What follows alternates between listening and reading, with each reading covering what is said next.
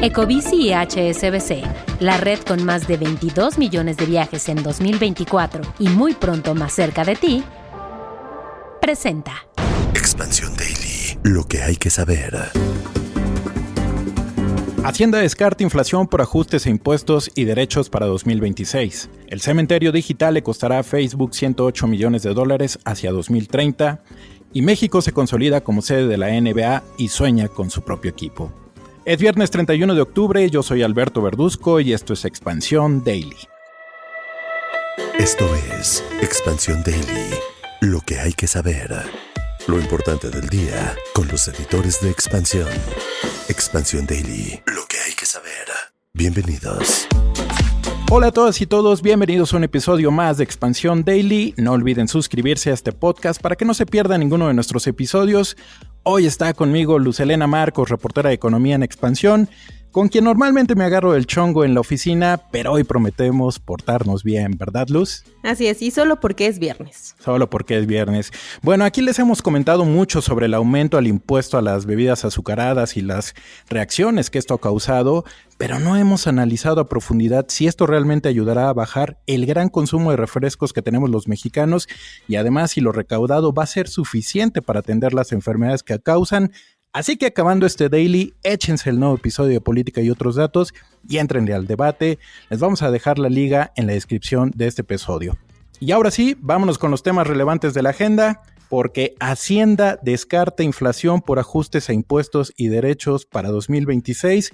Contrario a lo que dicen los expertos, Luz, Hacienda no ve que tengamos un panorama inflacionario el próximo año. Y es que hay que decir, Beto, que en el Senado ya se aprobaron los aumentos a las cuotas para bebidas saborizadas y sueros orales que contengan azúcares y edulcorantes, así como el tabaco, los juegos con apuestas y también habrá impuestos por primera vez hacia los videojuegos violentos. Todo esto ya lo hemos platicado en episodios anteriores. Y bueno, también viene el incremento en el precio de trámites como en la Secretaría de Relaciones Exteriores, como puede ser el tema del pasaporte, algunos derechos para turistas y para obtener el permiso para la residencia. Sí, mira, contrario a lo que nos han platicado aquí expertos que sí han dicho que 2026, pues sobre todo la primera parte, se antoja que va a ser un escenario inflacionario, pues con todos estos ajustes, Luz, sobre todo les hemos dicho que cuiden su bolsillo porque podríamos tener una cuesta de enero más pronunciada que años anteriores. Bueno, pues la Secretaría de Hacienda es más optimista porque, pues de acuerdo con el secretario de Hacienda, ellos esperan que la oferta y la demanda compensen el efecto final en precios y se adecue a la ruta esperada por la política monetaria, por el Banco de México, que esté rondando ahí, digamos, cerca del 3%, que es el objetivo que tiene el Instituto Central.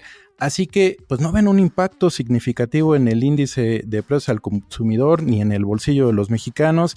La verdad es que habrá que ver qué dice la gente una vez que ya vaya a comprar los refrescos, sobre todo el refresco, que creo que es una de las bebidas, pues yo entiendo que sí, mucha gente le es difícil cambiar los hábitos alimenticios y yo no sé si vayan a terminar consumiendo otros productos pues para ahorrarse justamente los impuestos que ahora va a cargar esta bebida. Lo que dice también el secretario de Hacienda, Edgar Amador Zamora, es que va a haber, están esperando que haya más presiones por temas arancelarios que por temas de productos a bebidas azucaradas. Y bueno, lo que también dice es que el impacto sobre la inflación esperado por los aranceles no supera 0.3 de puntos porcentuales. Sí, por lo visto, digamos, en el escenario de Hacienda no se ve pues un golpe mayor. Entonces, bueno, pues para la tarea del Banco de México, de acuerdo con Hacienda, no será tan compleja como en otros momentos. Ahora, lo que sí, Luz, es que ayer también se dio a conocer el dato del PIB. El INEGI dio a conocer que la economía se contrajo 0.3% en el tercer trimestre y bueno, pues una gran parte de este bajón fue por la actividad manufacturera. Aún así, dentro de la Secretaría de Hacienda hay expectativas de que cerremos mejor, en el cuarto trimestre haya una mejora. Creo que lo más importante, Luz, es que si evitamos cualquier tema de recesión que estaba muy, muy latente durante todo el año. Y de hecho, el economista en jefe de Hacienda, Rodrigo Mariscal, dijo que se tiene una mejor expectativa para el cierre de año. Esperan que haya un repunte en este tema del PIB. Y bueno, ya veremos si se cumplen los pronósticos. Pues bien, Luz, el optimismo de Hacienda suena bien en el papel, pero habrá que ver si el súper y los consumidores piensan igual. A veces la inflación no se anuncia, se siente, y si no, pregúntenle al bolsillo. Pero si te parece, Luz, pasemos de temas de inflación que afectan nuestro bolsillo a un asunto que nos debe ocupar a todos, y es proteger nuestros bolsillos. Fíjate, esta nota es tuya y la tienes que platicar muy bien. Solo 4% del ahorro en Afores es voluntario. Y bueno, pues esto lo que está llevando es a que expertos dicen que se tiene que generar mayor confianza e incentivos pues para que la gente aporte un extra más, pues pensando en su retiro. Así es, y es que aunque el ahorro voluntario en las Afores aumentó 26% en septiembre pasado respecto al año anterior, hay que decir que de los 8 billones de pesos que administran las Afores, apenas 306,000 millones son solo de estos ahorros voluntarios o aportaciones que hacen adicionales los trabajadores. Y bueno, es una cantidad muy menor si se compara con todo el dinero que están administrando las Afores. A ver, aquí les hemos dicho, Luz, en repetidas ocasiones, y creo que no nos vamos a cansar de hacerlo, sobre la necesidad de que los mexicanos le presten mucha atención a su futuro, porque no queremos llegar a un México de viejos, pobres y enfermos, y pues sin dinero pues va a ser muy difícil enfrentar de verdad una situación de retiro. Lo que sí es que se han hecho, pues digamos, algunos avances, aunque como bien lo comentas, no suficientes, todavía falta mucho por hacer. Pero ahí están algunos datos, fíjate, un estudio de Vanguard y la Asociación México ¿Cómo Vamos? Señala que las aportaciones voluntarias crecieron de menos de 6% en 2021 a casi 8% en 2024. Si bien no es todavía suficiente para garantizar un retiro digno, lo importante es que ya vamos avanzando hacia una tasa de crecimiento, pero, insisto, debemos decirle a la gente, préstenle atención a su futuro. Y de hecho los expertos destacan que para aumentar el ahorro voluntario ya se hacen algunas cosas bien, como por ejemplo las calculadoras que nos permiten decir, a ver, si tú ahorraras 1,000 pesos al mes, ¿cuánto dinero tendrías hacia el final de tu vida laboral o hacia el retiro? Los especialistas destacan que esto está siendo una buena manera para que las personas dimensionen cuánto dinero van a tener y sobre todo si consideran que esta cantidad va a ser suficiente, entendiendo que cuando nos volvemos mayores, además de que ya los precios van a ser más altos, pues también tenemos que destinar un gran porcentaje a temas de salud, sobre todo si no nos cuidamos durante nuestra juventud. Y ahora, Luz, a mí me parece muy importante que desde las escuelas, las mismas autoridades, también digamos todas las instituciones financieras, pero nosotros también como medios, hagamos mucho trabajo para pues hacer más cultura financiera. Creo que nos falta mucha educación al respecto y sí tenemos que pues ir hacia estas formas de explicarle a la gente la relevancia del dinero, insisto, en el futuro. Y también otro tema que creo que es bien importante que se tiene que generar es la confianza, porque pues tú sabes, a principios del sexenio pasado se llegó a manosear ahí la idea de que se podían utilizar los recursos de las Afores para financiar proyectos del gobierno y eso pues siempre va a tener inquieta a la gente. ¿Cómo voy a ahorrar en una Afore si ese dinero puede ser expropiado por el gobierno? Entonces creo que también eso es importante, generar seguridad, certeza de que nuestro dinero que estamos ahorrando con tanto esfuerzo pues va a ser para nosotros en el futuro. Y fíjate que durante la reforma que se hizo en 2020 se dejó fuera, ya no se aprobó un mecanismo que permitía que cuando tú estabas trabajando, digamos que de tu nómina se descontara cierto porcentaje para el ahorro voluntario. Esto ya no pasó al final, pero los especialistas señalan que esta es una gran manera de ahorrar para el retiro. Obviamente no puede aplicar a todos, entendemos que a lo mejor las personas que ganan menos podrían no ser sujetas a este mecanismo, pero es una buena alternativa, sobre todo porque no sé si te pasa a ti cuando domicilias algún pago, ni siquiera sientes que jalaron ese dinero, simplemente tú ya cumpliste, no contabas ya con ese dinero y me parece que es una buena manera, los especialistas así también lo destacan, es una buena manera de fomentar y de hacer crecer este tipo de ahorro. Estoy completamente de acuerdo contigo, así como domiciliamos el Netflix, así como domiciliamos otro tipo de gastos, deberíamos hacerlo con el retiro. Yo nada más les hago una recomendación. a nuestros podescuchas, si tienen oportunidad, vayan a estas calculadoras que les hacen proyecciones sobre cuánto van a tener cuando llegue su edad de retiro. Y de verdad no los quiero espantar, porque sobre todo la gente que no ha hecho ningún tipo de aportación voluntaria se va a dar cuenta que el futuro, y no quiero asustarlos porque es Halloween, pero se van a dar cuenta que en el futuro sí la cosa va a estar rudísima, así es que échenle una extrita a su Afore.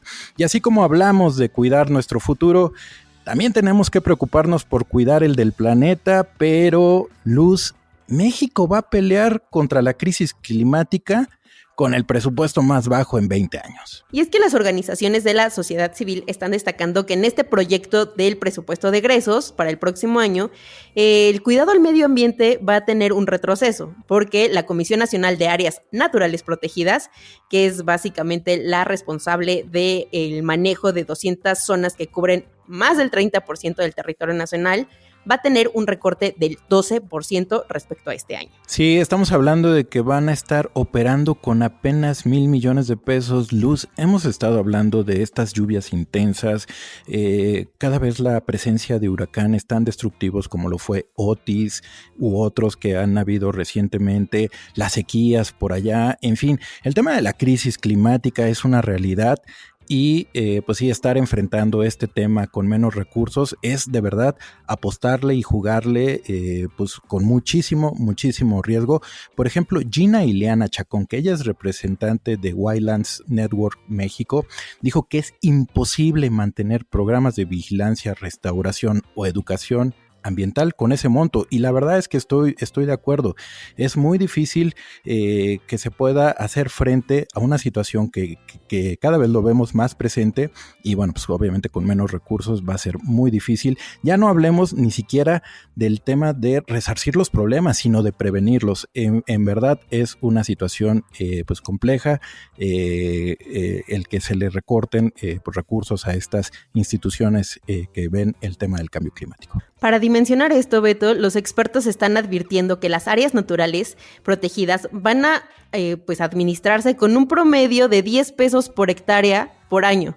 Entonces, esto es una cantidad ínfima, sí, y bueno, la Secretaría también del Medio Ambiente y Recursos Naturales tampoco se está escapando de este recorte y estima que el presupuesto disminuya 4% para el próximo año. Sí, fíjate que una recomendación que hacen los organismos internacionales es que se destinen al menos 3.7% del PIB a todo lo que sea protección ambiental.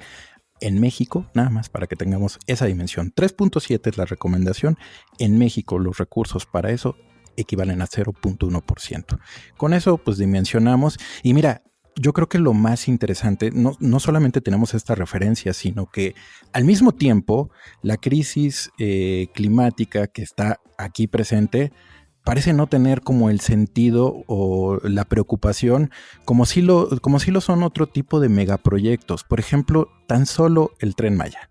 El Tren Maya va a recibir un presupuesto que es 30 veces mayor al asignado al cuidado de todas las áreas naturales protegidas del país.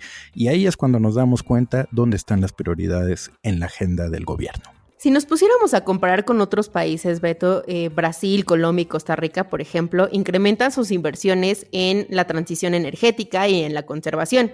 Pero México se está rezagando en la atracción de inversiones verdes y en seguridad económica sin agua, con energía sucia y sin una estrategia climática. Así que esto no nada más es un tema ambiental, es un tema de desarrollo. En fin, el verdadero desafío, Luz, será invertir en prevención antes de que los desastres nos obliguen a reaccionar. Pero bueno, ya hablando de cuidar lo que dejamos para el futuro, incluso nuestras vidas digitales requieren mantenimiento. Agárrate con este dato, Luz. El cementerio digital le costará a Facebook $108 millones hacia 2030. ¿A qué nos referimos, Beto? A que cada foto, mensaje o video subido a una red social se almacena en un gigantescos centros de datos que operan día y noche, incluso cuando el usuario de esta red social muere. Así que digamos que plataformas como Facebook enfrentan este costo de tener cuentas de personas muertas vivas. Sí, está muy interesante esta nota de Eréndira Reyes, nuestra editora de tecnología. Mira, un estudio del Oxford Internet Institute dice que para el año 2100 habremos sido ya alrededor de 1.400 millones de perfiles de personas fallecidas. Ese volumen de personas es, pues obviamente cada usuario tendrá su peso específico en términos digitales, pero estamos hablando de fotos, de videos, como bien lo comentas.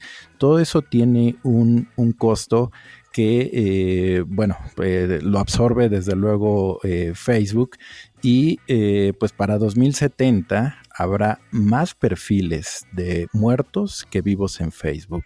Entonces, bueno, pues esto desde luego tiene un costo y una de las cosas pues más importantes aquí con esta nota es pues cómo gestionamos también nuestra muerte en términos de las redes sociales, en términos de lo digital, de manera que no cueste, porque además, Luz, no solo cuesta en términos económicos, sino también en términos ambientales por el uso de agua, pues para tener estos centros de almacenamiento funcionando. Parece muy lejano, Beto, pero hacia 2030 se espera que haya entre 200 y 300 millones de cuentas de usuarios fallecidos, y mantener la información de estas 300 millones de personas, pues no es gratis, porque aunque Meta opera su propia infraestructura y no paga servicios externos, como podría ser un Amazon Web Services o un Google Cloud, los costos por gigabyte de almacenamiento, electricidad y enfriamiento son inevitables. Sí, así es que, pues en fin, hay un costo económico, un costo ambiental. Creo que sí sería muy bueno que empezáramos a pensar en cómo se gestionan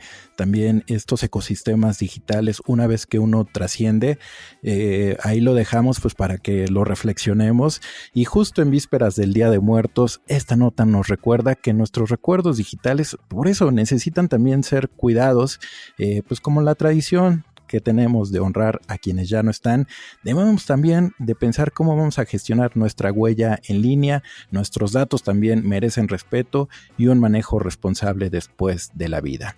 Y así como los recuerdos dejan huella, México también quiere dejar la suya con la NBA. Esto no se acaba hasta que se acaba. Presentado por Sports Illustrated. Y saludo con muchísimo gusto a mi queridísimo amigo Tlatuani Carrera, editor en jefe de Sports Illustrated, que cada viernes nos acompaña aquí en el Daily. Vamos a platicar del deporte porque se nos viene un festín en México. México además se consolida como sede de la NBA y sueña con su propio equipo. Querido Tlatuani, ¿qué nos espera este fin de semana? Hola Beto, qué gusto. Pues mira, a ver, por segundo fin de semana consecutivo, porque el pasado fue la Fórmula 1, México tiene un evento de talla mundial. Una vez más, viene la NBA. Va a ser, la verdad, un eventazo. Vienen los Dallas Mavericks contra los Detroit Pistons, que son dos equipos muy interesantes, ¿eh? Uno, Dallas, en una plena reconstrucción, tú sabes, después de la depresión de que se fue Luka Doncic.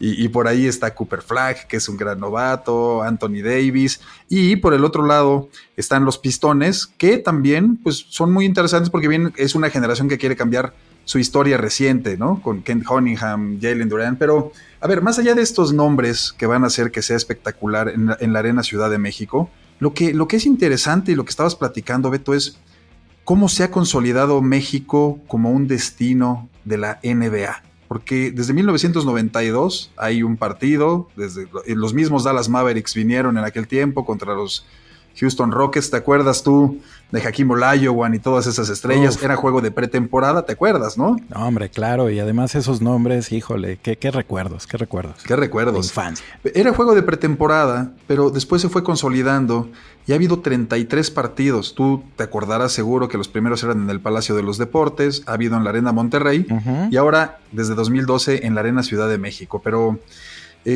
a ver, lo que pasa es que hay una gran afición en México, Beto, de básquetbol. La NBA calcula que hay 33 millones de aficionados a su liga y eso lo convierte pues en el país más visible, obviamente después de Estados Unidos. Oye, qué interesante cifra, 33 millones.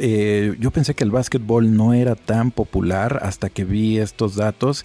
Increíble, y por supuesto eso hace que sea muy atractivo México, que además, a ver, Tlatuani, dime la verdad, ¿qué posibilidades tenemos de que México tenga su propio equipo en esa liga tan importante? Porque mira que Toronto y Vancouver, me parece, tienen equipos, son equipos de Canadá, tienen sus equipos. ¿Por qué México no? Mira, a ver, en esta nota que firma Mario Palafox y que además entrevistó a Steve Nash le dice, bueno, México es un gran destino. Steve Nash jugó 5 veces aquí en la ciudad, y también el comisionado Adam Silver, el comisionado de la NBA, ha aceptado que México sería un gran destino. En la semana también tuvimos una nota de Rodrigo Corona, donde decía, y le preguntaba directamente a Santiago Harp, que sabes tú que es el dueño de los Diablos Rojos, el equipo de béisbol, pero que también tienen un equipo de softball y un equipo de básquetbol recientemente. Hubo una publicación en Estados Unidos que dijo que alguna vez ha preguntado por un equipo de básquetbol y que lo ha platicado incluso con el comisionado Silver. Yo creo que el problema que lo distancia, Beto, para ya responder tu pregunta directamente, es lo que cuesta una franquicia de NBA. Ese es el tema, el volumen de negocio. Ya en esta misma investigación, más o menos se dice que más o menos una franquicia de las más baratas cuesta entre 3,000 y 3,500 millones de dólares. Ese creo que es un punto que puede volver complicada la llegada de un equipo de NBA a México, ¿no? Porque el volumen de negocios, como lo decimos, es muy diferente. Sí, nada más 3,500 millones de dólares. Parece poco, sí, pero es la gran diferencia. Oye, Tlatuani, antes de irnos, déjame darte una asistencia para que tú hagas el enceste. A ver, cuéntanos, ¿qué tienen de joya de historia en las páginas de Sports Illustrated? Bueno, ¿te acuerdas tú, ya que estamos en el tema NBA, de Dennis Rodman? Uf, cómo no, controvertido y estrafalario, apodado el Gusano. El Gusano, exactamente. Bueno, este jugador que hizo historia primero con los Pistons, pero después con los Bulls de Michael Jordan directamente, jugó en Monterrey en el equipo Fuerza Regia. Y es una historia maravillosa, la verdad, porque juega unos minutos, pero no les quiero adelantar mucho para que se metan al sitio, nos den clic en si.com/MX y ahí van a encontrar aquel día maravilloso en que Dennis Rodman jugó en Fuerza Regia. Hombre, buenísima historia que podrán encontrar en las páginas de Sports Illustrated. Y bueno, pues esperamos que sea un gran fin de semana en lo deportivo. Aquí estaremos también contándoles lo que suceda. En fin, hemos llegado al final. Muchas gracias, Tlatuani. Muchas gracias, un gusto estar acá. Gracias también a Luz Helena, que estuvo en este episodio. Toda la información sobre esto y otros temas están disponibles en expansión.mx. Leemos sus comentarios en las redes sociales de Expansión, @expansiónmx. Nos escuchamos el próximo lunes.